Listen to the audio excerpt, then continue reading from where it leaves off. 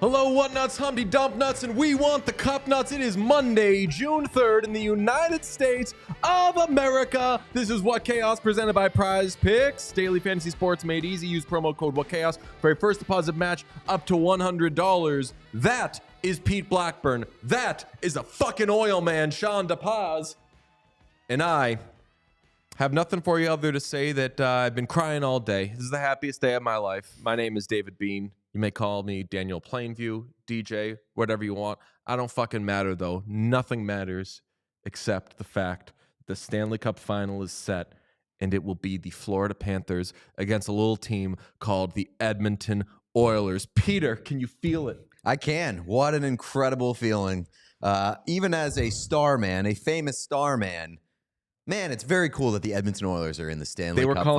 They were calling you David Bowie last week. No, they were calling me Dave Starman. Dave Starman? Yes. Yes. Famously, what's that reference? He's a literal hockey analyst. He's a color commentator. Sean, do we know this?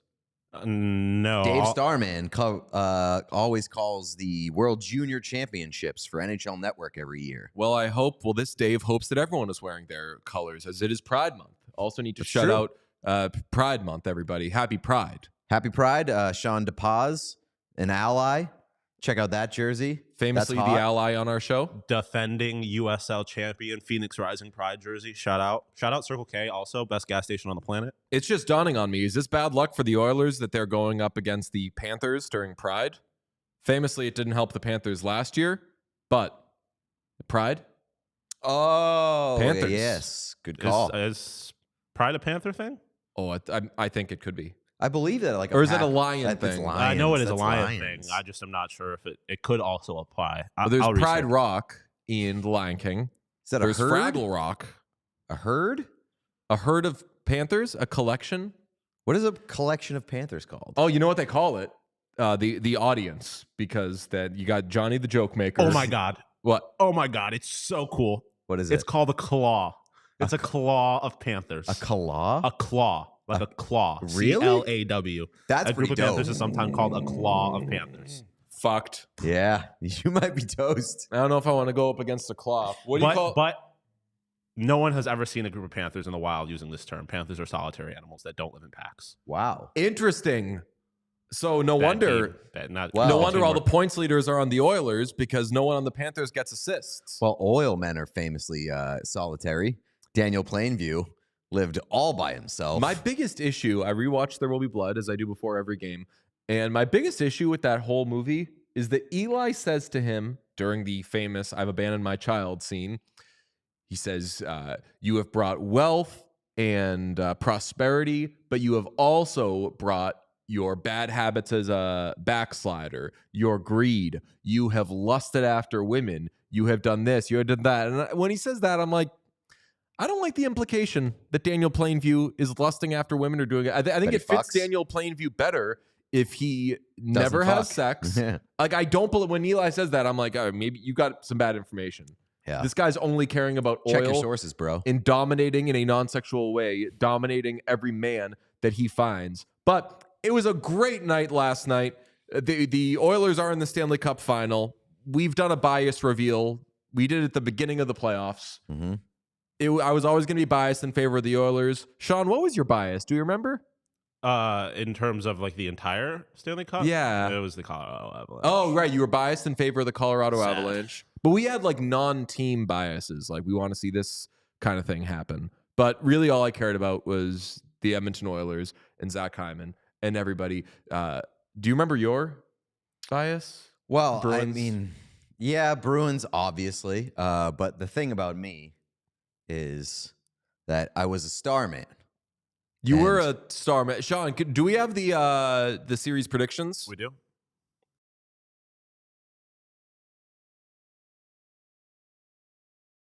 You look like a fool, don't you, Tilford?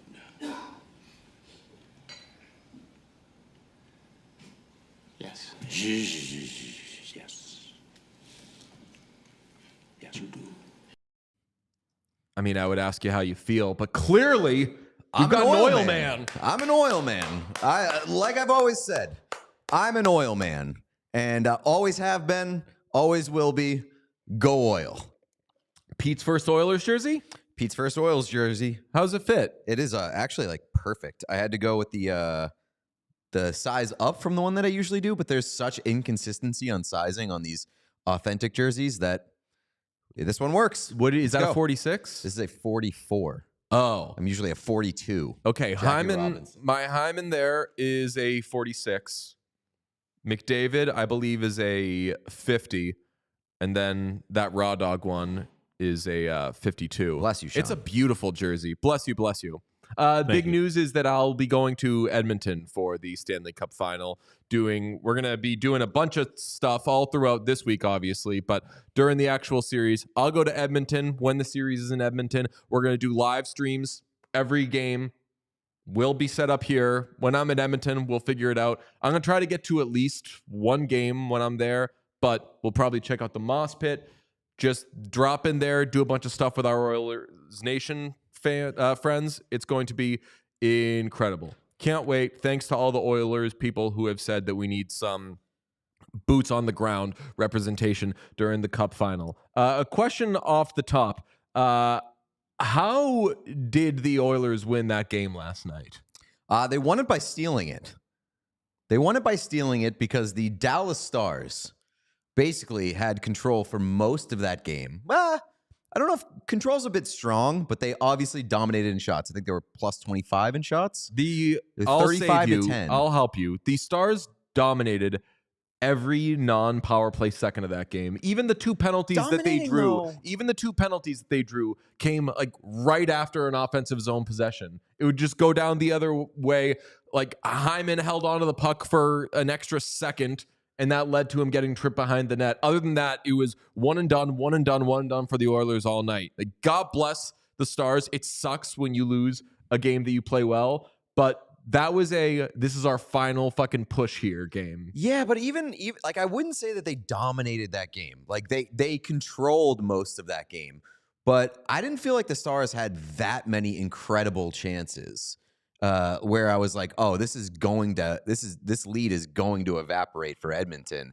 So the Edmonton played a great defensive game to their credit, but like they were very content with just sitting back and defending the 2-0 lead the entirety of the game, basically. I think that the last two games were just like defense and Stu masterclasses. Stuart Skinner, really good the last two games of that series. He ended up, by the way, finishing the conference final. Everyone knows that Igor Shesterkin was the best goalie in the conference final because he basically kept the Rangers in it against the Panthers. He had a .935 save percentage. Stuart Skinner had the second best save percentage of the four goalies in the conference final. So like he is back. He's not like, if you can just get him serviceable. Last two games, he allowed 2 goals against a really good offensive team that was trying to stay alive.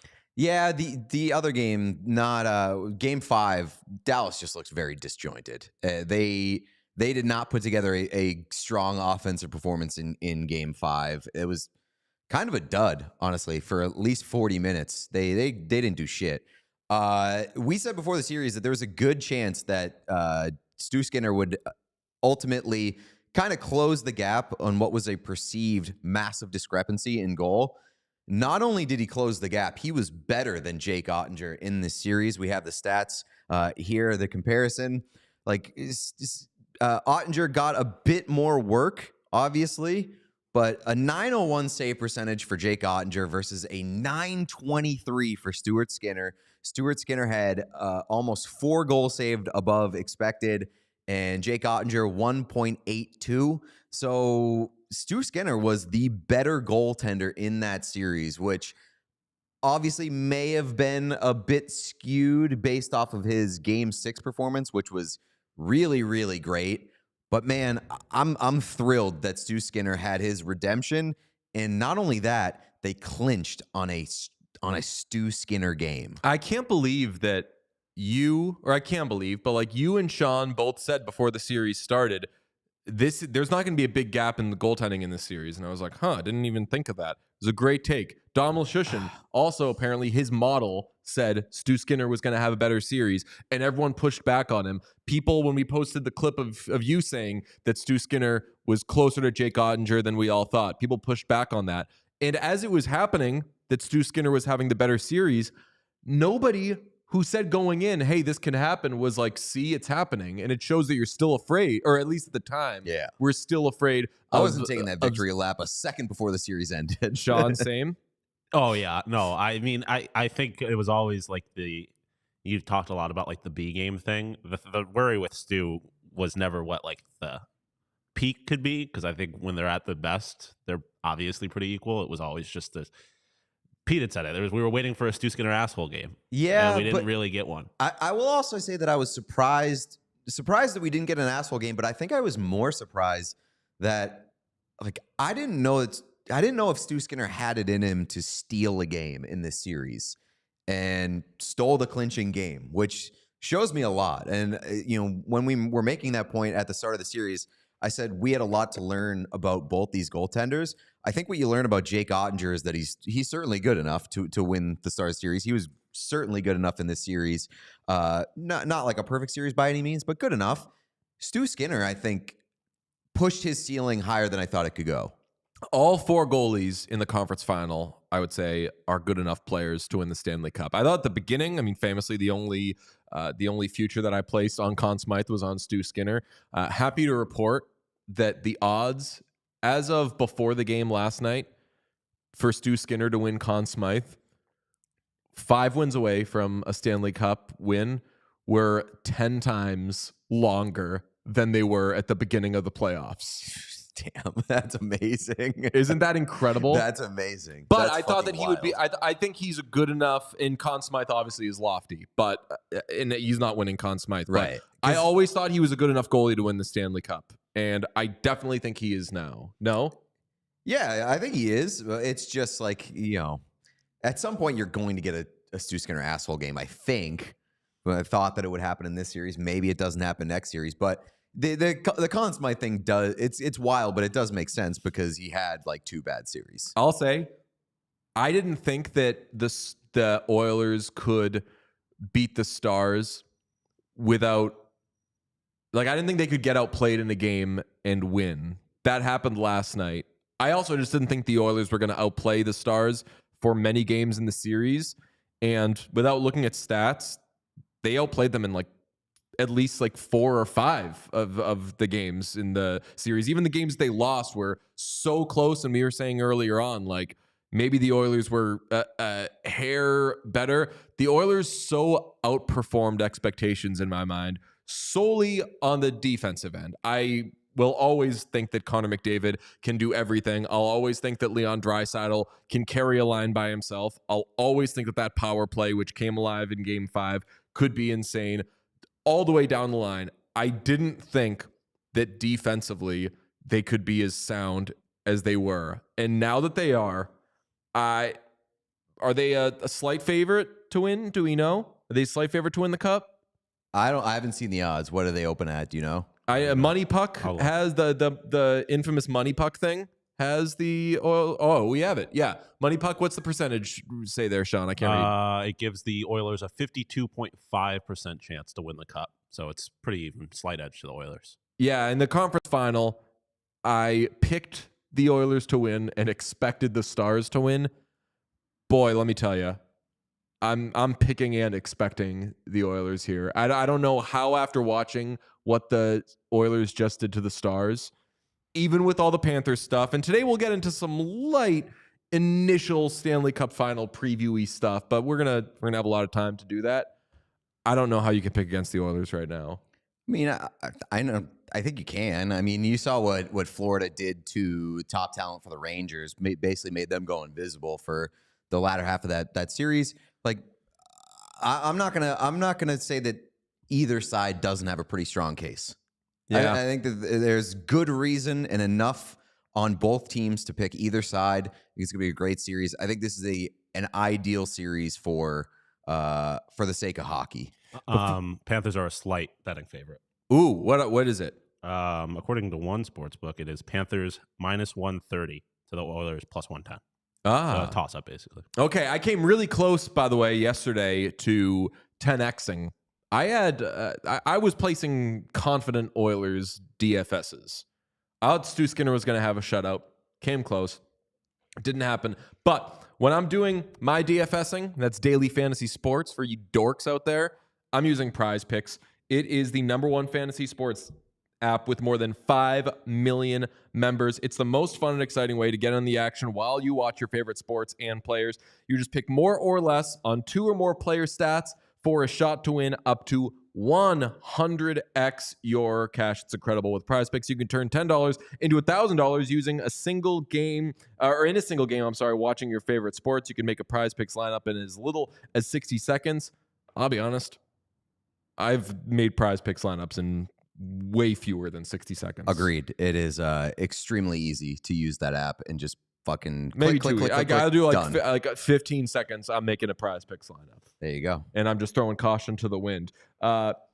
When the finals are over, the hoops action doesn't stop on Prize Picks. Talking about NBA, because women's basketball is just getting started. Young stars like Caitlin Clark, she's in the news. Are we all seeing this? And Angel Reese, she's in the news, looking to make names for themselves alongside greats like Breanna Stewart. You could win up to 100x your cash watching them ball out. So download the app today. Use code WhatChaos for a first deposit match up to $100. That's code WhatChaos for a first deposit match up to $100. Prize Picks, pick more, pick less. It's that easy. This one goes out to the Dallas Stars and the New York Rangers. It's golfing season, so you may want to pick up your PXG Black Ops driver. We love PXG. It's my favorite golf company out there. Nobody makes golf clubs the way they do. And that's because they don't make you sacrifice distance for forgiveness. If you need you need a little forgiveness to your game. I think everybody does, especially at the beginning of the season. So go to PXG.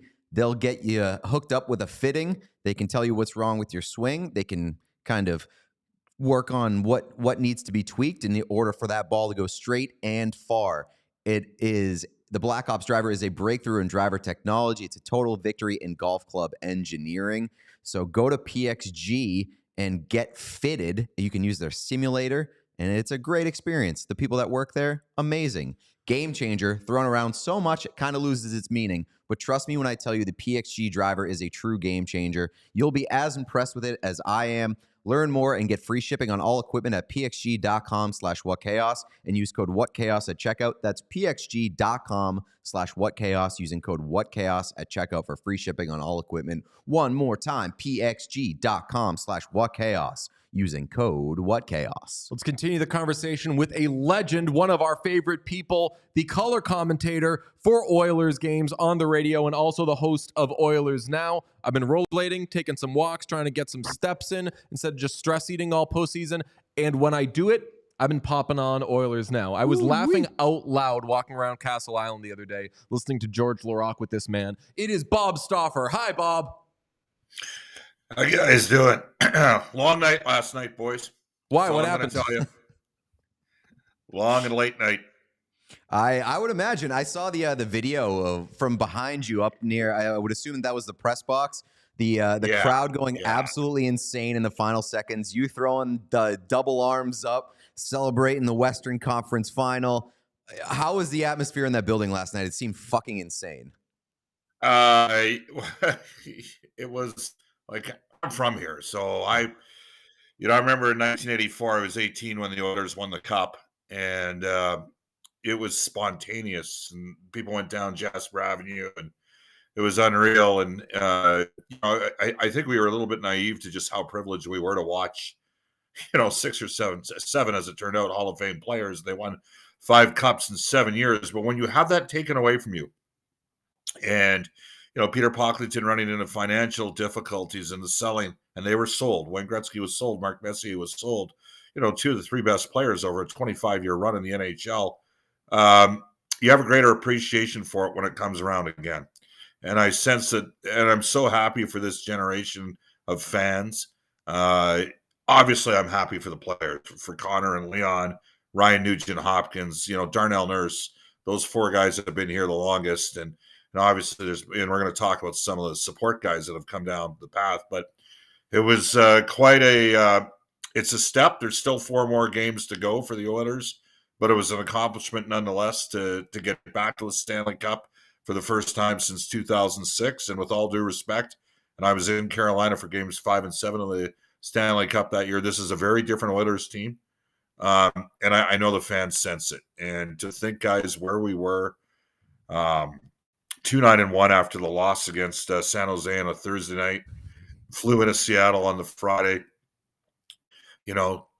just having some fun Friday at practice that day. And just to think that here the team is, and they've advanced to the Western Conference, advanced as Western Conference champs. It's unbelievable. So to answer your question, it's euphoric to a certain degree, but also recognition that there's still more work to be done.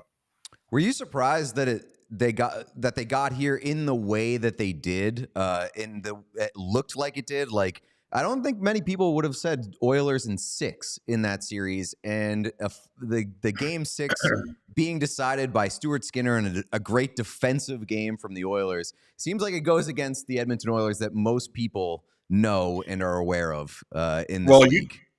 You 2 guys are guys that are out in the East that actually stay up past 10 o'clock Eastern to watch games in the West. So the Oilers are a very different team since Chris Knobloch took over. They're the 5th best defensive team in the NHL. When they won the 16 straight games, 14 of those 16 games, they had 2 or fewer goals. So this team can win different ways, and they're going to have a hell of a challenge coming up because Florida's got a great team. I totally expected a push from Dallas. I did not expect the shots to be 35-10. And I certainly didn't think if they were 35-10, the Oilers would find a way to win the game. And as for Skinner, just think of the journey that he's gone on in the playoffs. I watched Stuart Skinner play in the lockout year in 12-13. He played for the Southside Athletic Club in Edmonton in Bantams. That's where I played growing up. And we had nothing to do because there was no NHL hockey. So I usually watch the first half of the Sunday night NFLer and then head over to go watch these Sunday night Bantam AAA games. It's amazing, just the personal journey for him.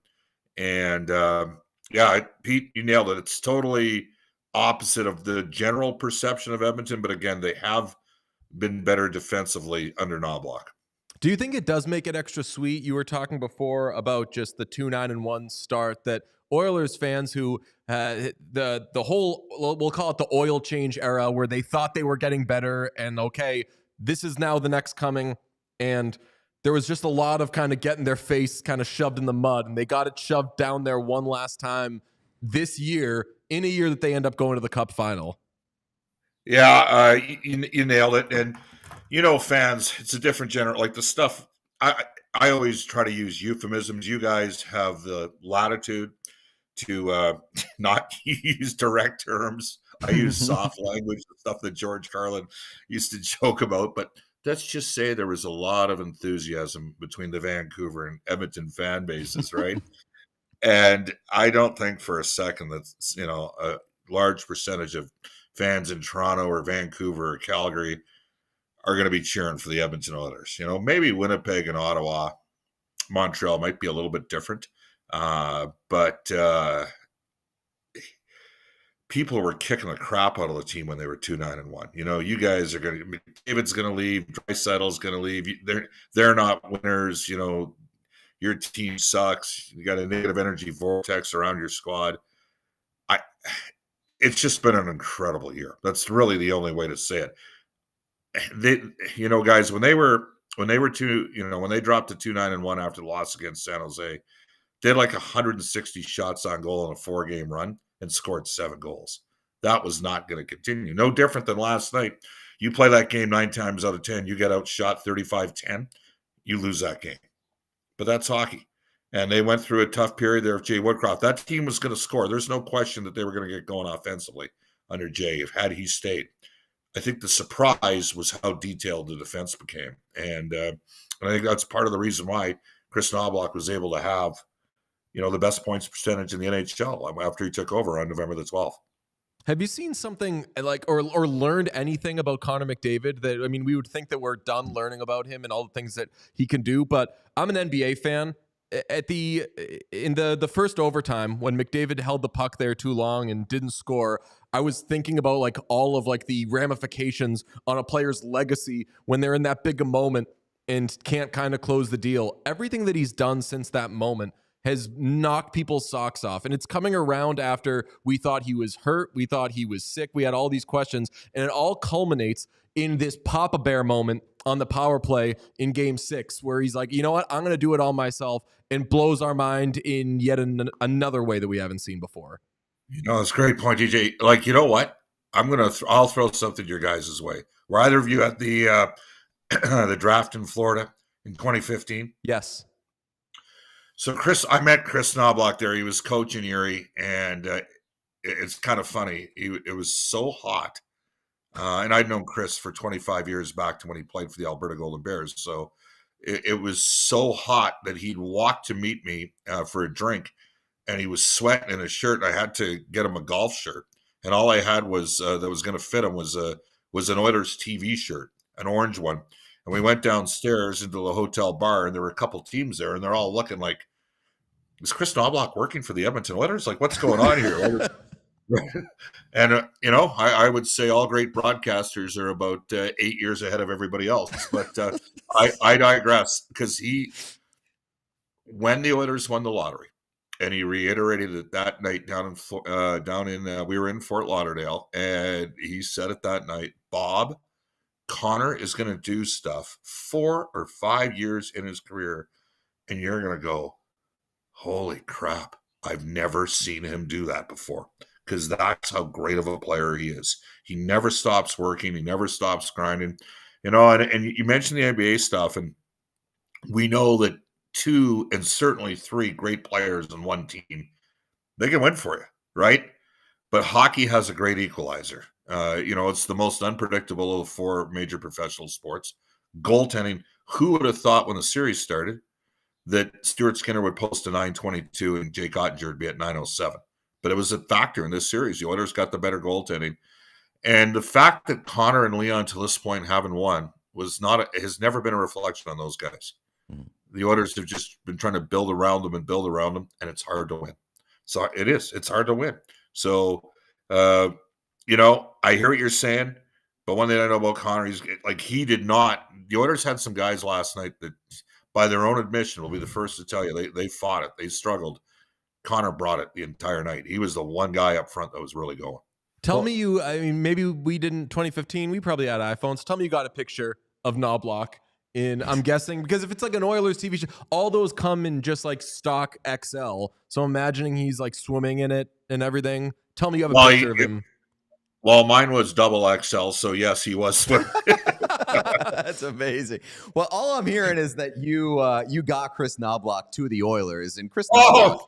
No. That's all I'm hearing. All I'm hearing. You can be humble about it, but you got Chris Knoblauch to the Oilers. And my God, that guy that guy can't do anything wrong at this point in time. We asked Tyler Yaremchuk last week, like, is there anything you would question Chris Knoblauch on at this point? And he's just like, no. Everything that he's done has basically hit. Well, Tyler Yaremchuk has scored points with me because he does play-by-play of the University of Alberta Golden Bears where Chris played. And anybody that does that automatically goes up in my books because that's where I got my start. You want a hilarious story about Knoblauch? Oh, yeah. We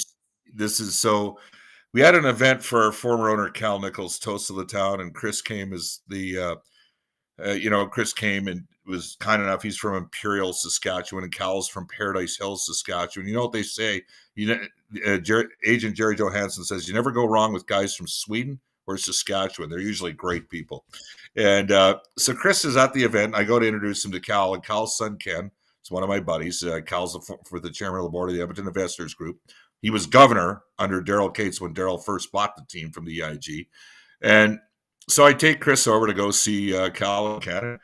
Ken goes to Chris Knobloch. He goes, Chris, the last time I saw you was after you guys lost at the 2001 Nationals in Kitchener, where Peter DeBoer was coaching at the time. And Chris kind of looks and goes, yeah, that's right. And then Ken Nichols goes, and you said to Bob Stauffer, Bob, the next time you get engaged, can you do it during a University Cup game and not during a regular season game against Brandon? And you're going, you guys are all wondering, what the hell am I talking about? I got engaged on the air during a broadcast, and Chris Knobloch scored 5 goals and had 7 points that night. And that was the lot. So Knobloch had made the crack in front of Ken Nichols, myself, and my wife at the University Cup after the Bears had been eliminated. And Ken hadn't seen him. And, fast forward 23 years later, and Chris Knobloch is coaching the Edmonton Oilers. I would say to you guys that there was a degree of destiny for Chris to coach this team. Okay. Kevin Lowe really admired his work. Kevin's son Keegan was playing for the Edmonton Oil Kings. Chris should not have won a WHL title in Kootenay. Their 2 best players were Cody Eakin and Braden McNabb.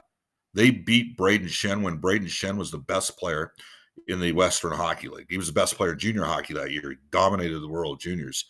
And then through a bit of a screw-up, he ended up losing his job in Kootenay, in part because he wanted the University of Alberta job. And then Kevin Lowe reached out, put some calls into a couple of people, and said, we were sort of helping out the Erie Otters at the time. And Sherry Basson liked Chris from the Memorial Cup appearance, and that's how Chris ended up in Erie. Then he goes to Philly. Some people tipped off Glenn Sather when he was with the Rangers. Keep an eye on this coach. But the biggest reason why Chris is here is Jeff Jackson is the president, and he loved what Chris did, not just with Connor McDavid, but with Connor Brown and with Alex DeBrincat and with Darren Radish and guys like that. And nobody watched Chris Knobloch coach more than Jeff Jackson.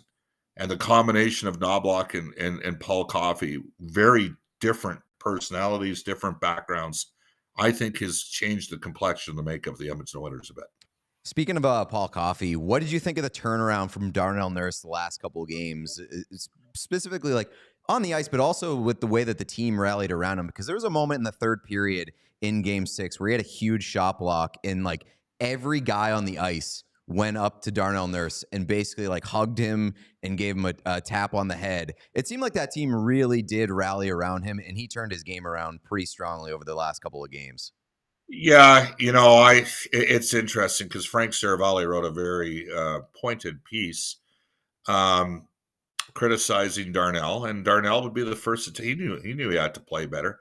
The fact that Connor McDavid stepped up and said, "Hey, I'll take that," with the question on Darnell. They're gonna rally around each other. It's been interesting watching what's happened here, right? Ekholm's come in and basically played first pairing lefty with Evan Bouchard. Bouchard has emerged as an elite offensive defenseman. Period. He's leading the playoffs in plus minus. He's got a chance to crack 30 points. It's ridiculous what he's done. So Darnell no longer, because Ekholm and either Darnay or Ekholm and Kulak play the first unit PK together. Obviously, Bouchard's on the first unit power play. Darnell's in the second unit power play. And 5-on-5, Ekholm and Bouchard play more with McDavid than Nurse does. Nurse used to play a lot when he was with Larson or at times with Barry in the past. So I have some empathy for the position that Darnell's in. But it's a results-driven business, and the results were better. So good for the boys for rallying around him. And Darnell obviously had a good go. He had a good go here in the last couple. Gentlemen, they gave up 4 goals in the last 3 games. And that's a good team. Dallas plays with excellent structure and process in their game. Well coached. They are deep. As it turned out, Edmonton was deeper than some people thought.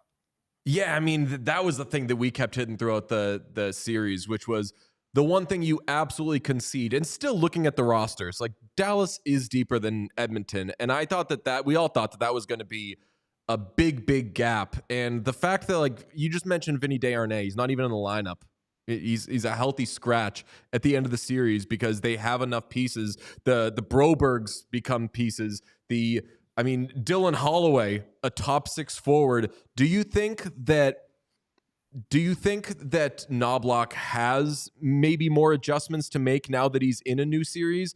Do you want a Desharnais in there, just given that you're going to need some tall motherfuckers to like kind of push some of those Florida forwards around? I think you guys know how Florida plays. There's no team in the league that plays like that. Dallas plays between the whistles. Florida loves to mix it up after the whistles. Just, Evander Kane got nicked up last night. I think that there's enough time that he's going to be able to gut through it and play. I don't know how much he'll play against Matthew Tkachuk, but the stuff, like if we had any access to the stuff that was said on the ice between those two guys, that's just all part of the game, right? And that's, it was because that Battle of Alberta series, what did you call it, Pete? I forget the Cocaine term. circus. Yes, I really like that. I wish I think I knew somebody like that back in 1989, but I digress. But it was like the stuff that went on. I'm looking forward to it. Obviously the Oilers have an immense amount of respect for how good Florida is. Florida walloped Edmonton once in Edmonton this year and handled them at home as well. Evander got a misconduct in that game in Florida, as I recall, from the bench. So he must have said something. I think it's a good bet that you might see Desharnais play. I think you have to dress a different lineup. I think you'll see Sam Carrick instead of Derek Ryan start the series as well. You just look at the amount of bite, like every team that Florida plays. I mean, you guys watch the series against the Rangers. They kicked the snot out of them. Oh, yeah. They dominated them on the shot clock. They made Rempe completely a non-factor in the series, and the Rangers. So that's so hard to do. He's tall. I mean, oh my God, Matt, what a legend he is. Yeah, well, do you know who Zach Ostapachuk is? No. Just for what's in giggles, type up Ostapachuk. Tough name. He's from St. Albert. He's an Ottawa draft pick, a second rounder, played for Team Canada, the World Juniors. Just type him up with Rempe in a fight. You'll go, ooh, Ottawa might have a player there. Because now Rempe has improved a lot. But the point I'm making with Florida is they have functional toughness. That's what they have. They're a pain in the ass team to play against. They're in your grill. They're in your face.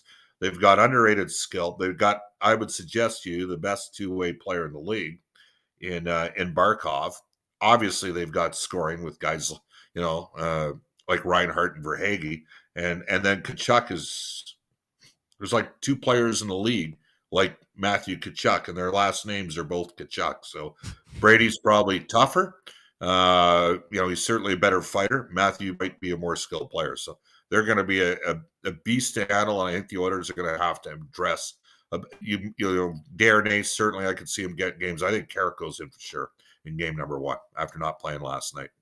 I mean, I love the Carrick Ryan thing. I think it's the most adorable thing in the world. They're just a couple of like aging guys. Just swap them in and out. Keep those legs fresh. Adorbs. Love it. Chris Knoblauch, never change. I want to throw this out to the group, though, as we're talking about the Panthers and their behavior. They will go after guys. They'll try to take guys out, as Marchand eloquently put, and they've done it successfully. They did it with Marchand. They did it with Jimmy Vesey. I don't think they're stupid enough to go after McDavid or Draisaitl as blatantly maybe as they've gone after other players in the past. I think that Matthias Ekholm is going to be a key to this series where, much like Vancouver, I thought was really going hard at him. You look at the Oilers, and if you knock that guy out or at least knock him off his game, I think the whole operation changes. Do you think, Bob, that the Panthers would have anybody in mind that they think, man, if we can get this guy off his game, we're in business? And do you agree that they probably wouldn't be stupid enough to go at a McDavid or a Draisaitl? Because if that happens, then like there's going to be a war on Florida. Connor and Leon give as much as they get. True. I mean, Leon, if you're an Oilers partisan, you say took care of business against Matthew Tkachuk one time. Flames fans at the time will say slew-footed him. So it's all fair, love, and war. I will mention this about Ekholm against Vancouver. He was sick. I don't know if you guys are aware, but he was. Oh yeah, like Tyler told us. He was really ill for 3 games and gutted through it. It's kind of funny. The 8-1 loss the first game of the year against Vancouver. Guess who wasn't in the lineup? Matthias Ekholm. So good point by you. Like, he is without question stabilizing. I mean, he's on the first penalty killing unit. He's on the first pairing with Bouchard. At times I would have said, when they first paired him, it was adventures in babysitting for Ekholm, but Bouchard has just improved by leaps and bounds and realized the potential that Keith Gretzky, who drafted him, and Pete Chiarelli was the GM at the time. That was the Dallas. You guys at the Dallas draft in Wasn't 20? that one? No. It was 100 degrees, and there's nothing good when it's 100 degrees with that humidity. When you're a 245-pound never was. I wasn't even a has-been. I was a never was. So it was. I think I lost about 14 pounds during the course of that day. I made most of it up later on. Fluids do that to you, but it was a good night. But Bouchard transformed the organization for when he brought him on the back end, and Ekholm's been part of what's reached that out. They're going to play hard on everybody, Florida. That's how they play. And at times they play greasy and a little bit cheap. That's part of playoff hockey. You gotta look for an edge. Everybody blocks shots. Everybody hits. And the biggest difference between Dallas played within the whistles. Dallas, Vancouver at times it did get a little ugly out there, and their big defense pounded the Oilers. I expect Florida to be physical on Edmonton, and I also expect them to play after the whistles, despite the fact that the Oilers have the best power play in the league in the playoffs. See, I thought we were having an honest conversation. We've seen you skate, Bob. Oh yeah, we saw those. You fucking galvanized strides. the Oilers. We saw those strides. You changed the course of history with your skill. No. The worst part was, do you want the truth? The skates were plastic, and I was wearing dress pants, so Tony Breyer had to tie my skates up like I was a 6-year-old kid again. But the skates were plastic, so it was, it wasn't like they were your skates when you're out in the ice there. You have to have, again, guys, you have to have fun with it. Like, it's this simple. You're doing what you do, I do what I do. We're all here because of players, right? At the end of the day, the managers know that, coaches know that, the equipment guys and the trainers and the doctors, they all know that. Virtually every official knows that. There's a very small percentage, and and they played absolutely zero factor in the series against Dallas. By the way, it was a very well officiated series with, by the way, I will tell you, 2 of the best PR departments in the league. Like, Dallas has been first class forever. The Oilers have won the Dick Tillman Award 2 the last 3 years. So it was like a gentleman's series played between teams, and I don't know if there's any place for a fat 240-pounder to hit the ice in Florida, but just go play and see what happens. It's going to be a kick. Are both of you coming to Edmonton? Just Deej. this guy. I'll have to represent for the both of us. All right. Well, we will. I think Frank Saravelli is coming up. I know, Pete, you did some stuff with him in the past. Yep. We have a couple special spots lined up for you after Game 3 for sure. So, I'm so jealous. I can't wait. I mean, a flight also, out of FOMO. I'm going to drop in with fresh legs, and as somebody who has had to do these has been able to do like long playoff runs, you're at a point now. I know that you were like long night and everything. Like, I know for a fact you're exhausted, and this has been a real run. What's been the most fun off the ice moment, if it's appropriate and or not like cocaine circus? It was the cocaine circus. Yes. Was there like a Gene moment or something? Was it the boobs? Did you see the boobs the other night? Intentionally was like, we're not gonna ask about the boobs, because if Bob says something, then they're gonna be like, Oilers commentator, boobs, blah, like. Don't want to. I would say that yet again, Oilers fans show they have great enthusiasm for the game. How's that for soft language? Yeah, no, it's. I'm trying. There's been I will tell you, just thinking of being in Rogers Place and how loud it was at the end. It wasn't an easy journey. Like, Daryl Cates purchased the team from the Edmonton Investors Group back in 2008. The fans there's a term, the decade of darkness. It wasn't pretty for a lot of years. I've hosted a 2-hour, it's 3 hours in the playoffs, by the way, but a 2-hour show on called Oilers Now for the last 16 years. And when we were trying to push through the arena deal, when the organization was trying to push through the arena deal, and the team was languishing in 30th place out of 30, those were tough miles. And to see, everybody downtown and just how stoked and pumped people were, and the true, passion that they had for it, it was awesome last night. And so, yeah, I think a bit of the journey, it's not done yet. They can still win. So last night was pretty cool. Put it this way, I was in such a good moment last night that when people were staggering across the streets as I was trying to pull out of the parking lot, for the first time ever, I didn't honk.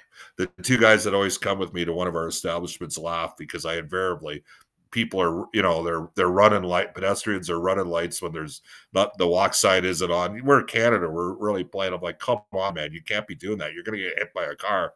And last night it was just kind of funny. So just the outpouring, it was just amazing to watch. It was electric. I don't know how well it resonates on TV, but it was, the place was lit last night. And a couple of, well, now you know how many establishments I went to, but it was it was a good night. And I'm hoping for a few more good nights. And I certainly am. I don't think there's anybody that's around the Oilers that doesn't know how good Florida is and how great of a challenge it's going to be, and has nothing but respect for, how great and how, the big, heavy, tough team, well coached they are. Obviously, Bill Zito's a great general manager. It's been a wonderful journey so far, and we're going to continue to enjoy it because that's part of it. And I said this in the elevator to a couple of our star players. I said, it's great to be along for the ride. We are on the periphery. In the greater sum of the parts, we are low priority. We certainly realize that, but we're fortuitous to do what we do. Let's go get it. Have some fun with it, man. That's what it's all about. There's way... You know what? You guys can look at a doctor that puts himself through school for 6 or 7 years and then ends up having to tell parents that their kid's sick with cancer or something, right? Like, we work in sports, like we work in the toy department of life. Never goddamn forget that. Like, we're really lucky, and we're really lucky when you get a chance to be around a team. I technically work for the team. It's pretty special to be a part of, even if again you're on the periphery. Two things. One, you technically work for the team. I haven't gotten tickets yet. I haven't figured out my situation, so I might be bugging you. I'm sure you're getting your ass kicked right now, so I won't even try. But if I were to try, maybe. The other thing, you mentioned Peter Chiarelli earlier. The last thing you said about like they can still win it reminded me when Boston beat Tampa Game 7, 1-0 at home, the Eastern Conference Final, like one of the great hockey games ever. In the final minutes when everyone's freaking out and screaming and everything, afterwards when Chiarelli was talking about just like what that was like being in the building and watching it and everything, he explained all the emotions. Then he was like, and then I realized we can win the Stanley Cup. Like the weight that comes after all of the hoopla and like just watching on my couch the last 10 minutes, I was sweating and freaking out last night, and you finally get through it. And then you're like, fuck. 4 wins away. Yeah. Also, the Stanley Cup is in play, so I like the way that you put that, Pete.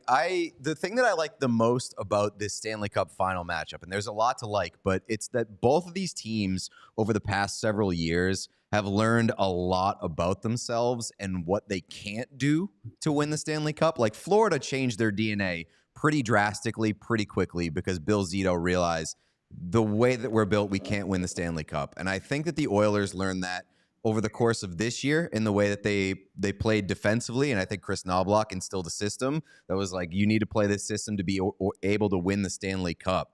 So I love that aspect of the matchup. If the Oilers are to win 4 more games and win the Stanley Cup, do you think that there's anything else that they need to learn about themselves, or what is most likely for them to learn about themselves over the course of this series with the Panthers?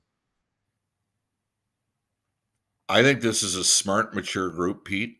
And I think they know that their greatest challenge is still ahead. And they know, as hard as it's been to this point, it's going to be even harder. against Florida. So they're going to have to, everyone's got to dig in. And that's when, it's funny because you get comments, I joke all the time about Toronto being the center of Canada's universe. And how do you change a light bulb in Toronto? You hold it there and have the rest of Canada revolve around it. And the pundits from Toronto often is, not all of them, like the best broadcasters don't sit there and denigrate other markets, but, oh, you guys are going to lose Connor, or you're going to lose Leon, or they're not winners. I'm like, the hell are you talking about? They're the two best offensive players in the playoffs by a mile in the last 3 years, and they've altered their game.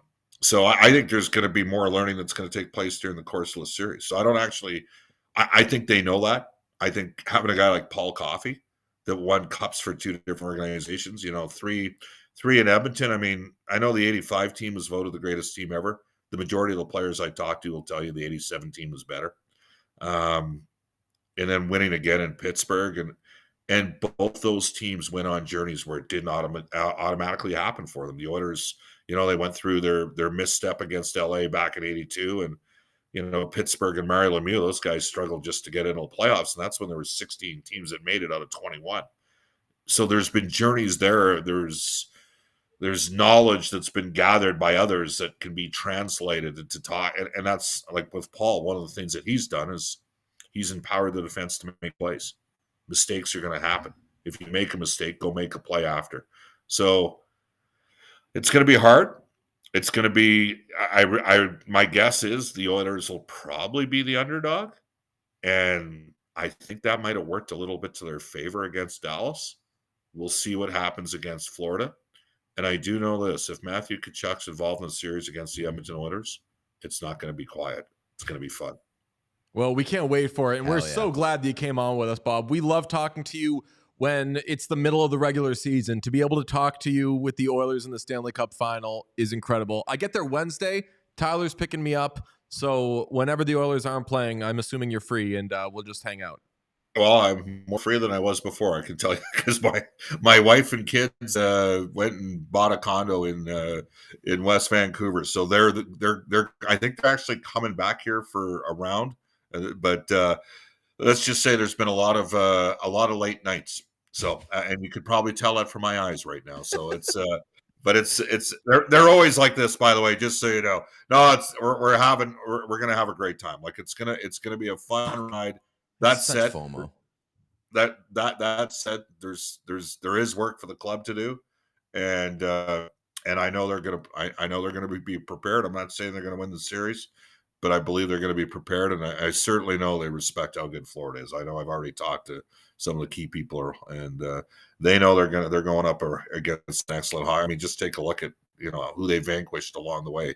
The Panthers have beaten some real good teams, right? Tampa, Boston, the Rangers. Those were good squads. At Edmonton, guys, they might have caught a bit of a break. I had a couple executives reach out last night to me and say, "Hey, enjoy the ride," and Dallas faced a murderer's row. Like Vegas, great franchise. Oh, yeah. Colorado, great club, plays at a pace that nobody else in the league plays at. And a lot of people thought, Edmonton was going to be Dallas's easiest series. Ultimately, it didn't turn out that way because there's an unpredictability in hockey, and that's what makes it a wonderful sport. Well, the good thing is they don't ask who you beat; they ask how many wins you got, and they're Bingo. 4 away from 16. So that's all that fucking matters. So, thanks for coming on. We love you so much. Hopefully, we'll get you back during the series. Thanks for coming on. When you're stuck and can't get somebody better out of Edmonton, give me a call. There's nobody Please, better. you are the creme de la creme, Nobody my better. friend. All right, thanks so Bob. much. See you guys. Talk Take soon. care. Bye. What a guy. Amazing. I like that you keep saying like, oh no, I'm going to have such FOMO. Like you're not going to be on FaceTime the whole time. I know, but it's not. I mean, you can't drink beers with Bob over FaceTime. I was gonna say, I feel like being on FaceTime makes it worse. So that was you can go to the Stanley Cup Final game. Sure, been to one of those. You can go hang out around Edmonton. That sounds great too.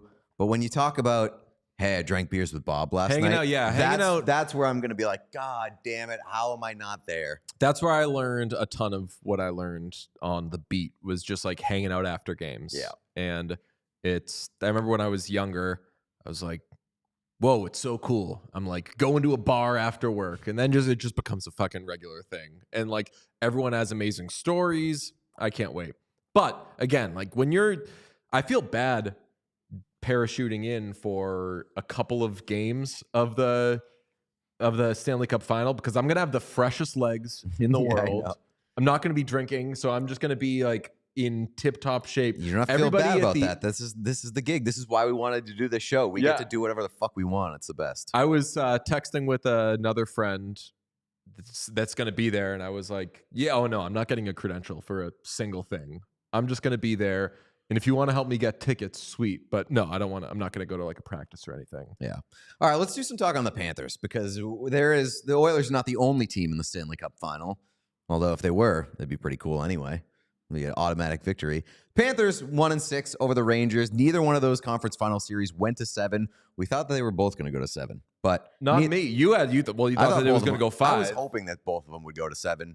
I kind of changed my mind on that. I was hoping that Edmonton would go to 7. You were wrong on both series. By the end of Florida, New York, just do it in 6 because we knew who the better team was. Florida showed up so much stronger down the stretch of that series. They established themselves as a much better team than the Rangers. Yeah, I was when early third when it was 1-0 in Game 6. All the games blend together. I texted you in PD. I'm like, this is the most over a game has ever been. I'm not taking this kind of how I felt as Game 5 of the Western Conference Final was progressing. Like there's just, even as a fan of one of the teams, there's no fear, there's no concern that, this other team's going to get back in it because one team is just so much more, we overuse the term like adult, but like the Panthers were just so much more in control of the play, of the series. And I'm never going to have a like, you're not beating Bob tonight thing, but I did have a you're not beating the Panthers tonight thing. Yeah, especially when New York's biggest players, I don't want to say were no-shows, but they were pretty close to no-shows throughout most of that series. Like Mika, Kreider, Panarin, like all those guys had too quiet a series. Like their best player was probably Alexis Lafreniere over the course of that series, which I'm not like besmirching the name of Alexis Lafreniere or anything, but you needed bigger series from their other biggest stars. And like their lower end of the roster players, a lot of them were extremely bad. Jacob Trouba, absolutely miserable series. I was hitting the buyout calculator by the end of that series for Jacob Trouba. He was so bad. Dimitri's tweet. So bad. I love Dimitri's tweet when that... Like literally in the first row. In the first row. Literally front row seat. He was he could thing not have been closer to being in a front row seat to watch 2 Florida players go by him. And that was the story for Jacob Trouba throughout most of that series. He was either trying to throw deadly elbows, which he always does. Yep. That's part of his game. And he was abandoning defensive assignments to throw hits and just being a complete liability out there on the ice. And for your captain and supposedly one of your better defensemen, one of your highest paid defensemen, to be that much of a liability, like Darnell Nurse caught a ton of heat on the other side of the series. Jacob Trouba was that guy east. Oh, yeah. By the way, subscribe if you're just watching for the first time. If anybody jumped in to see Bob or just to hang out and celebrate the Oilers, make sure you subscribe on YouTube and every place that you can subscribe. Did you see Linda Cohn's tweet? I just did. You just sent it to me. Sean, do you have it? I'm working on it. Okay. She says, let's talk addition by subtraction for the New York Rangers. Hope GM Chris Drury is good at math and creativity because he needs to find a way to wow Ottawa and make Brady Tkachuk a blue shirt. If that means saying goodbye to several fan faves, so be it. So would you do Rempe for Brady Tkachuk if you're a Rangers fan? I don't know. They probably would. Brady Tkachuk's not as tall. I love Linda Cohn. The go trade for Brady Tkachuk is such a Rangers fan line of thinking, and also, more importantly, a Rangers thing that would be done. Just go get Rick Nash. Yeah. The funny... go ahead. No, go ahead. No, the funny thing about it to me was just the addition by subtraction, as if anybody that you're trading away from the Rangers is going to be worth more than adding Brady Tkachuk. Yeah, that's addition by addition if you go get Brady Tkachuk, no matter what it takes. Yeah, I mean, I don't know what a trade like that would look like. Brady Tkachuk to go into New York would be fucking awesome. Mm-hmm. I think that there's a lot of teams that if Brady Tkachuk truly is available and, you know, where there's smoke, there tends to be fire. I'm interested about the Brady Tkachuk sweepstakes. Him going to New York would obviously move the needle a ton. I do think that the Rangers need to change the makeup of their team a bit this offseason. It's going to be a very important offseason. You talk about teams learning things about themselves and needing to change up the DNA in order to get over the hump. I think that there needs to be some work done by Chris Drury this offseason. Again, if you can find a way to get Jacob Trouba off that roster, I'd search high and low for ways to do that doesn't necessarily handicap you for years to come. Like the buyout situation wouldn't be ideal. You can buy out that contract. You could buy out that contract, and I think that it would probably be worth it. But it also, if you can retain 25%, 30% and trade him, I would also look at doing that. Well, we laid the Rangers to rest. I also want to lay the Stars to rest because they were such a good team this year, and I'm so glad. The more this series went on, and I never thought it was like over in favor of the Oilers, but the more the series went on, I thought the Stars cannot win the cup this year. I like more passionately. I never did felt not that want way. the Stars to win the cup this year because this year has been so crazy, and the Stars are. Oh, too you mean cannot sensible. in the way that like you do not want them to Right. win the Like cup. it just would not be right for the Stars to win the cup this year. They were I think the best team overall throughout the course of the season. It's better for us if we get something crazy like Yeah, and of our pick course. for the most chaotic Stanley Cup final matchup entering the conference final was Oilers versus Panthers. So we are getting what we want. But I love the Stars this year. I grew to love the Stars fans. Great behavior out of them with all their donations and everything.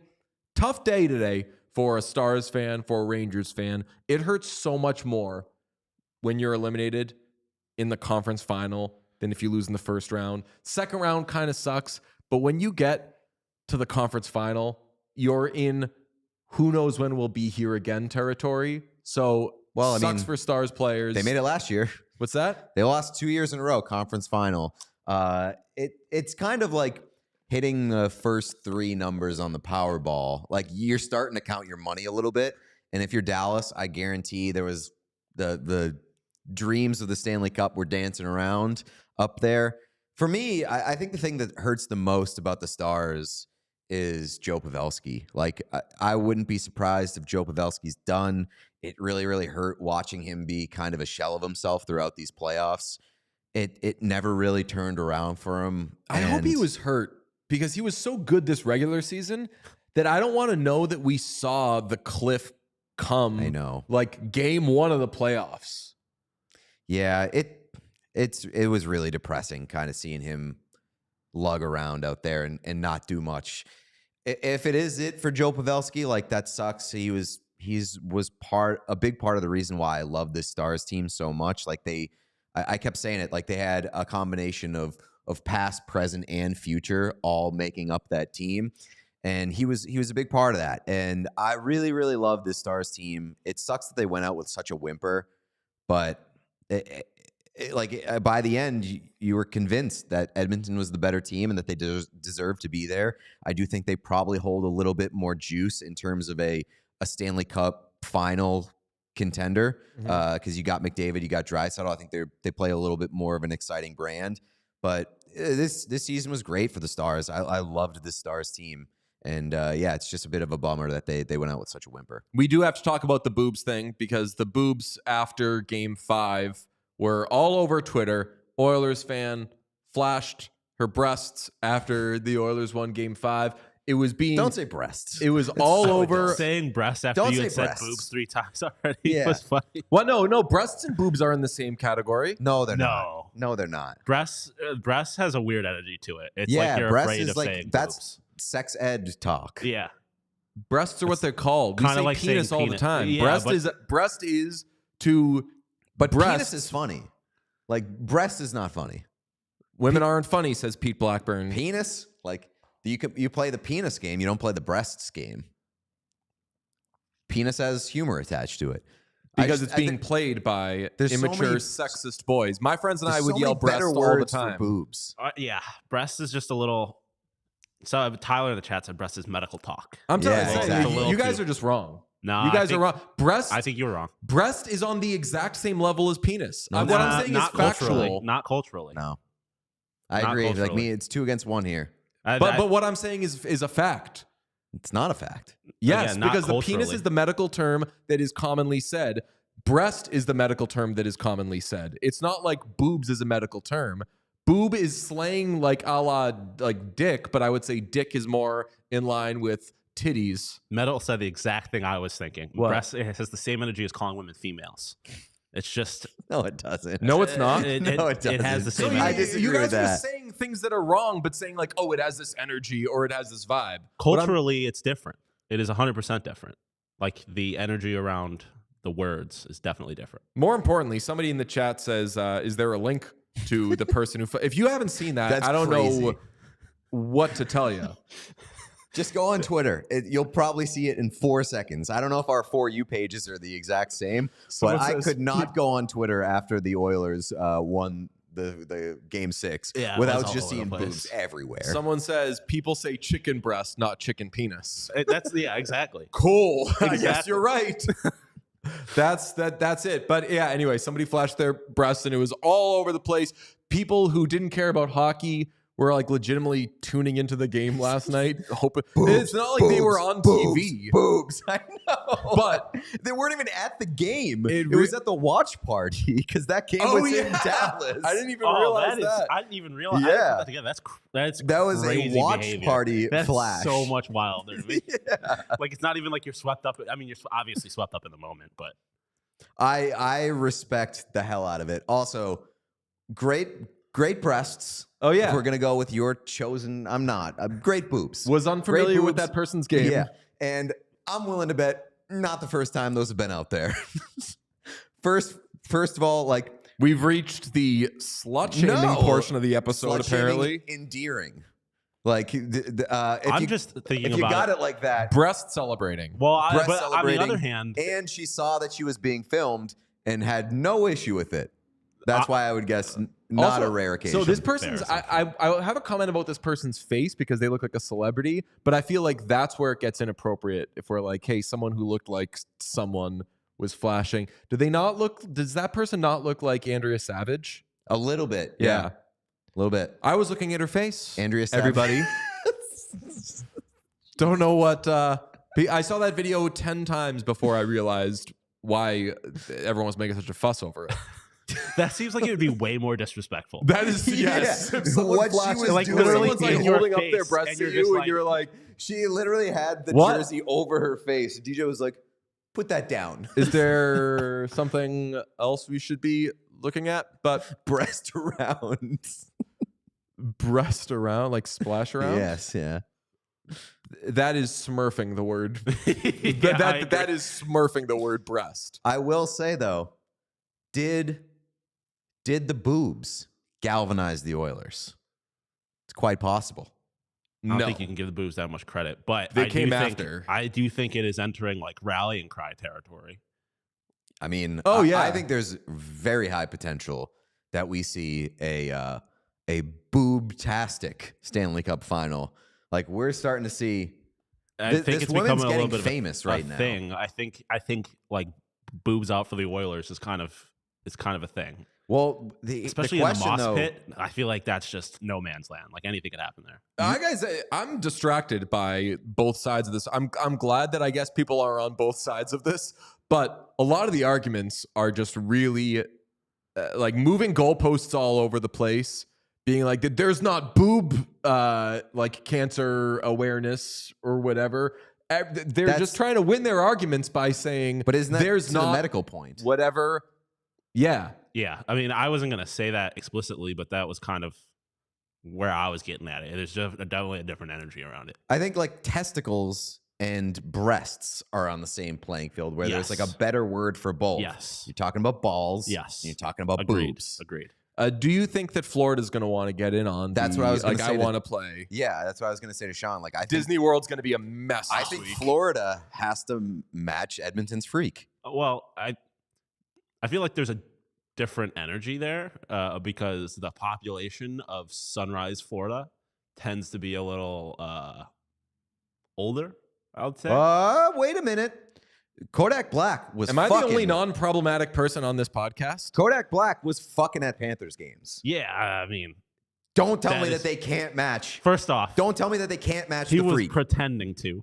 Oh, that's what he said. He was pretending. I think he wanted to keep his box access in both senses of the word. I believe my final stance on that was didn't think he was. I think we ended up I getting think he was video from closer inside to of the doing it box. than he was saying. I mean, I think if you're doing anything to the point where people think you might be at a hockey game, you've probably gone a little too far. It almost doesn't matter at that point, but So you think she was diving? yeah, embellishment. 2 minutes for embellishment. Hey, It was a cross check, and that's it not was real. embellishment. Both of you, Yeah, you're out. You can't be acting like that, and you can't be selling that the way that you're selling it. I do think the pressure is on Florida. Pressure's on Florida to match Edmonton's freak, and especially if you're trying to win over neutral fans. I gotta say, most of them gotta be in Edmonton's corner right now.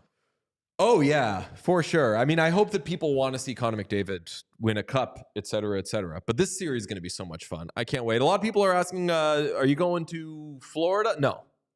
I'll come down to Florida. I want You said to. you would? No, someone just said come to Florida and fuck around. So I would love I'll come to. down. So there's a video that we wanted to finish involving Florida that we can't finish until we go to Florida. And it's very frustrating that we're not going to Florida because we could put the finishing touches on it and this would be a great time to drop it. But I just don't know how many more trips we have in us. We're going to the draft coming up. And I've covered a Stanley Cup final in Florida, and let me tell you what, no thank you. I'm not going to Florida in the middle of fucking June. It is way too humid. I did it. I covered an Eastern Conference final in Florida. It was the best. No, absolutely not. I had the media bus was across the street from the hotel. Even walking to the bus across the street, drenched in sweat because it was so humid. Why didn't you just stay at the Marriott that's like across from Emily? Because the other one was the Riverwalk was the media hotel. There's one that's like, I know there's one Yeah. right there. Yeah, then that would have been the smarter decision. But even walking straight across the street to the bus, drenched in sweat, you walk into the arena, it is negative 40 degrees because they have to keep it so cold for the ice to be good. The sweat freezes on you, and I got sick during that series. So Damn. not going to Florida. No chance. oh, we are going to get some the ice was bad talk. It's probably because Paul Maurice is in this fucking... Chris Knobloch is not going to come anywhere close to matching Paul Maurice's freak, but I don't want him to. But how much does Paul Maurice have left up his sleeve? Yeah, I don't want to shoot my Paul Maurice watch because I'm sure we're going to talk about him a lot this week. But I just got to say, I think that the chickens will finally come. He's going to have to pay the bill for being Johnny the Joke Maker this round because at some point, and the Panthers haven't really had to do it yet, the coach has to complain about the officiating. The coach has to say, we're not getting the whatever we want. Hey, look at the penalties on this side. Look at and there are certain messages that need to be conveyed through the media. None of those are going to get through if there's a fucking laugh track going the whole time. I know. If Paul Maurice were to be like, I feel one of my players is in danger, I'd be like, what does he mean? And then I'd kind of drop it. And where it's just everything that he says has an air of like, this is a joke. It's like, not to be. Do you remember when Michael Richards apologized on Letterman? Oh my God. That was so uncomfortable. Michael Seinfeld Richards, voice. a.k.a. Kramer. Jerry Seinfeld voice. Stop laughing. Yeah. It's not funny. So Kramer had a racist tirade during an unsuccessful stand-up show. Jerry Seinfeld went on Letterman and had Michael Richards, Zoom didn't exist, but like Skype in so he could give an apology because Jerry Seinfeld was trying to cover for his boy. And Michael Richards on a comedy show was like, I don't know what came over me. That was terrible. And the audience is like, Kramer. That was the most uncomfortable interview maybe ever. And Jerry Seinfeld had to be like, stop laughing. This is serious. And everyone was like, well, you fucking brought Kramer on a comedy show. Why are you here, Jerry? Yeah, the whole thing was so weird. So there's going to come a time where Paul Maurice is going to have to say something serious and everyone's going to be like, we don't know what to make of this, Johnny the Joke Maker. He's going to have a Netflix special this summer. Like, Yeah. That guy is lobbying hard for a stand-up special at this point. Fucking love Paul Maurice, dude. I want to. I don't dislike him. It's just he's getting I'm over it. I'll be honest. He's getting a little too. He's steering a little bit too deep into the Johnny the Joke Maker thing because exactly what his purpose. He's doing it for the exact thing. But they were smoking the Rangers. He didn't need to be doing that shit. Sean, he's not needed to take off heat from the Panthers. The I'm deflecting from my players thing is fine, but there are ways that a press conference can benefit a coach.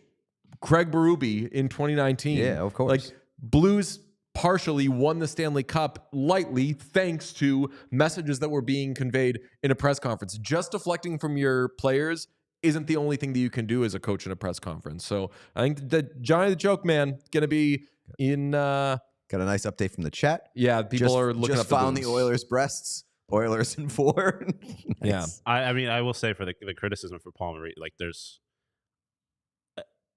I feel like criticism to be had. Like I feel like you're getting nitpicky. Not you specifically. Like the people that don't like Paul Maurice are getting nitpicky because there's plenty of stuff to complain about. Chris Knobloch too. Ambassador to Greece. Ambassador to Greece says conversations I've had with people. Ambassador to Greece says Paul Maurice is freaking epic with 10 exclamation points. Please follow up and let me know if you're being sarcastic because that is a 1,000% sarcastic. That's comment. Ryan Lambert voice. Yeah, no one calls anything epic anymore. Freaking anything that's freaking epic has got to be sarcastic, please. And inspired by Ryan Lambert, yes. I think probably. Amazing stuff. There are no games tonight. There are no games all week. I'm looking forward to that. We're going to be churning out, hopefully, original content. We're going to have a lot of guests on throughout this week. So let's do a Slate Grade. Monday, June 3rd. Slate Grade every day. We're just going to basically talk about, like, hey, what do you think the rest of your day is going to look like? I'm going to go to therapy later on today. Wow. I've already rollerbladed. Very progressive of you. I will maybe knock out a movie if I can. But once the NBA Finals kick into action, I'll be doing that. But for today, I think probably just therapy and maybe a little bit of eating food. What's even playing these days? Babes. Oh, Furiosa. Fuck Furiosa. I haven't seen that yet. I will at some point. I saw Babes on Friday, and it is amazing. Best movie I've seen this year. Okay. So good. So funny. It's basically a funnier Knocked Up. I still got to see Challengers. I got to see... I do want to see The Strangers. I want to see Furiosa. Don't want to see the Garfield movie. So I can knock out some movies. I need to see the Garfield movie. This is going to be a Sean, big... let's go see the Garfield movie together. The old Garfield movie with Bill Murray? Like legendary shit. Well, never seen it. You should read up on the lore of that Garfield movie. Oh, yeah. I guess Bill Murray was a real asshole. I mean, if you're fucking... Just you are being Garfield. This is your homework assignment. We get to give out homework now when there's no hockey. Read up on the lore of the Garfield movie and come back tomorrow and give us a report on it because there's a lot to digest there. I started playing Ghost of Tsushima last night. Video game. Me too. I've heard that's amazing. Incredible. I played like for 90 minutes last night, and I thought that I was making some good progress. Making some good progress.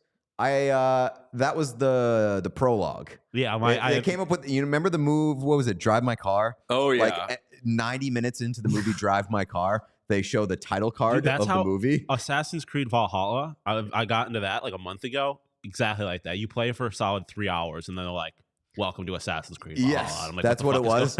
was. I played for like 90 minutes, then got the title card, and I was like, "Oh, this is an open world game." That's like literally what happened with Valhalla. It's like you start playing and you're like in Norway because it's a Viking thing, and then literally like probably 2-3 hours into playing the game, they're like, "This game actually takes place in England." It's pronounced Tsushima. Okay, good. Thank you. That's very, very helpful. I did not know how to pronounce that, but Tsushima, Ghost of Tsushima. So that'll be that's your slate. Somebody said the boys all need to go to a movie together. Should this be the week that we do like rent out a theater and see There Will Be Blood? I mean, if there were a time for it, yeah. There is time for it, but we're going to have a lot of guests and doing cool shit. Jackie Redmond's finally coming on this week. Very excited for that. What's your slate looking like tonight, Sean? Well, speaking of Jackie Redmond, Monday Night Raw tonight. I probably get to watch that live because there's no hockey. So yeah, that I'm just gonna hang out. There you go. Nice. That's an A- for you. Yeah.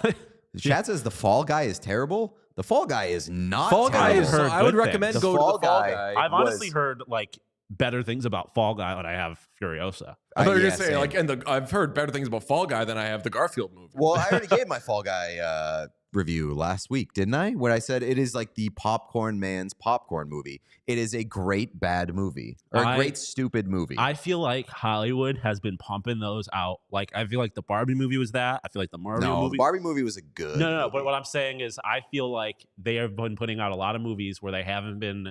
The Barbie movie is probably not a good example of this, but like the Mario movie is a perfect example where it was Mario characters doing Mario shit.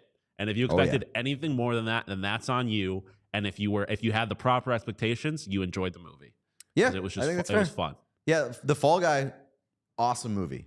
Awesome. Like it's not gonna win any fucking awards. I liked it a lot. It was very funny. Action sequences were great. You got Ryan Gosling and Emily Blunt chopping it up. They were both incredible. Mwah, love that movie. Strongest recommendation on Babes, though. I hope that recommendation can land with folks. It's so funny. I was laughing out loud, truly in the theater, doing, and everybody was laughing. Also, if Jack Tucker, the comedian, it's a man named Zach Zucker that has intrigued Pete and I on Instagram for a little bit because he was recommended on the For You because he's got a crazy Baja Men joke. I had tickets to see him last night, and I could only stay for half hour before the Oilers game started. I went with my friend, left my friend there, and walked out after a half hour. It was the funniest, most outrageous fucking thing in the world. So follow Zach Zucker on Instagram. Watch his clips. It's it's just sound effects. Lenny Kravitz music playing the whole time, screaming at the audience, calling them liberals and Antifa. Amazing behavior. Very funny stuff. So someone says, just go outside for the week. No, I've been hammering outside. not for me. For a full week. I went sailing For a full week? sailing all day Saturday, Outside blading for a all day week? yesterday. I was like a little sick this weekend. I'm still kind of a little sick. But I recently discovered that there's like water near where I live.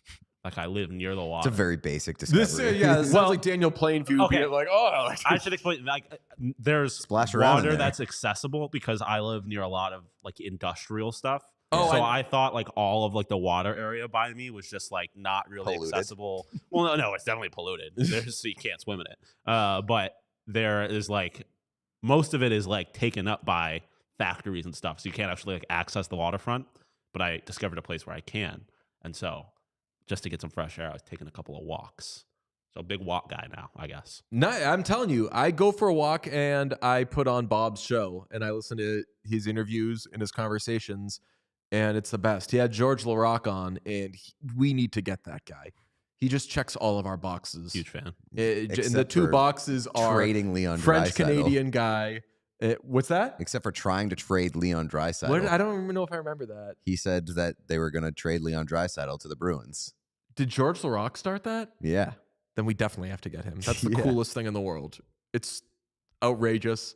Never want it to happen. Yacht Rock Summer, says Stacey Faye. I have been getting into sob rock again. What happened to the Beatles? Yeah, I was gonna say.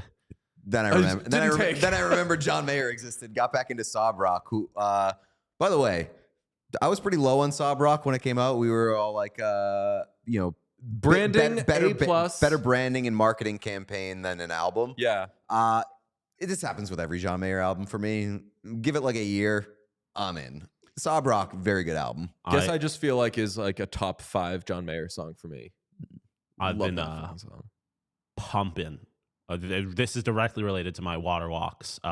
Awaken My Love, the Incredible. Childish Gambino funk Yes. album. One of the best albums of music I've like ever like. Not gonna. I hate saying that's like the best album ever, but it's one of like the albums that I personally have taken to more than any album ever. You're a Like, it's- 25-year-old man, correct? Yeah, 26 in a month. Hey now. Yeah. I got a birthday coming up too. Don't we too. all? Oh yeah, we all do. Some boys. Are we? Cancers? Yeah.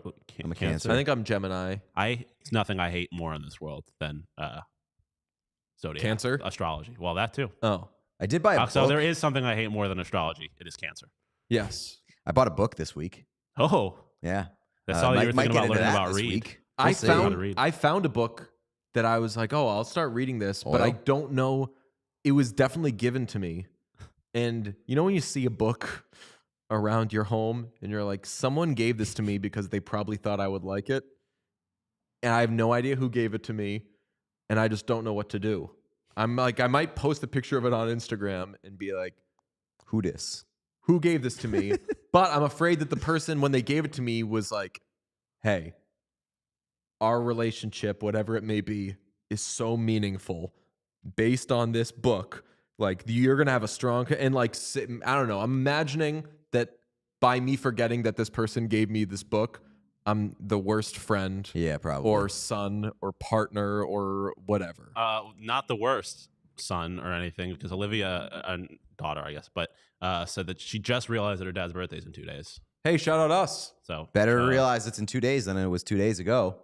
That's right. Yeah, and then- Although belated birthdays are always in Hot in the season. streets. Yeah. a lot of book talk. Stacey Faye bringing up the Discord. Oh, right.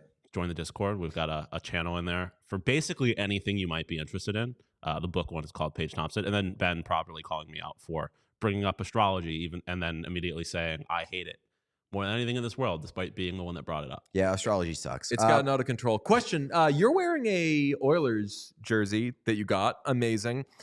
When I go to Edmonton, I'm gonna be in trouble in that pro shop. It's gonna be madness. For the Cup Final, are we properly representing the Panthers, or should we get like a Stanley Cup Final Panthers jersey? Anthony Duclair. I know he's not on the Panthers currently. Yeah, but it's tough to do a Duclair Cup Final jersey when it doesn't have to be. we just Cup put Final this year's jersey. patch on last year's. We buy last year's jersey, put this year's patch on it. We got a super chat from the Love of Your Life What is it? calling us all old. Pete Oldburn, DJ Old, and Sean the Ancient. Yeah, I love you getting the worst one. you know why? It's because we went to that beach. I went to the beach that makes you old. We went to the beach that makes you old. That's the slate tonight. Okay, we've got lots coming this week. Make sure you've hit subscribe if you have not. And I believe Pete wants you to press another button. That's right. Hit that like button right below the video player. That's that thumbs up button. We would very much appreciate if you slammed that. Also hit the subscribe button. We would love you if you did that as well. Big week of non-hockey shows this week. We will dive a bit deeper into the Stanley Cup Final, obviously leading up to Saturday's Game 1. But over the next few weeks, we are going to be humming. Boots on the ground at Edmonton. Boots on the ground in Massachusetts. Yes. We're going to be all over the map. This is an international podcast. So we're going to have YouTube exclusive stuff. So please subscribe. Make sure your notifications are on if that's a thing. Just be subscribed and keep an eye out for all the content that we got coming your way over the next week, 2 weeks, 3 weeks. We're in the final stretch. It's been an unbelievable hockey season. Let's have a fucking strong finish. Bye. We all silly like the man.